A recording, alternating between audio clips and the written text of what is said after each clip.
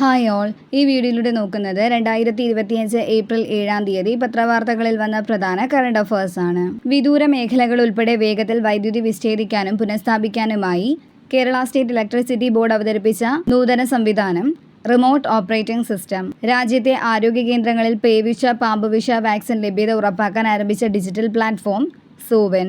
Neeraj Chopra classic എന്ന പേര് നൽകിയിരിക്കുന്ന അന്താരാഷ്ട്ര ജാവലിൻ ത്രോ മത്സരവേദി Haryana. Senior national kho kho championship 2025 വേദി പുരി, ഒഡീഷ. ഏപ്രിൽ 7 ലോക ആരോഗ്യ ദിനം. 2025 പ്രമേയം healthy beginnings, hopeful futures. Indian സമുദ്രമേഖലയിലെ ഏറ്റവും ഉയർന്ന ബഹുമതിയായ സാഗർ സമ്മാൻ വരുണ അവാർഡ് നേടിയത് രാജേഷ് ഉണ്ണി. കുറ്റകൃത്യങ്ങളിൽ പെടുന്ന കുട്ടികളെ നേർവഴിക്ക് നയിക്കാൻ കൊണ്ടുവന്ന ബോധവൽക്കരണ പദ്ധതി കാവൽ. 2025 അമേരിക്കൻ ഉൽപ്പന്നങ്ങൾക്ക് 34% അധിക തീരുവ ചുമത്തിയ രാജ്യം ചൈന. ഇതുപോലുള്ള കൂടുതൽ വീഡിയോസിന് ഞങ്ങളുടെ ഈ ചാനൽ സബ്സ്ക്രൈബ് ചെയ്യുക. Thank you for watching.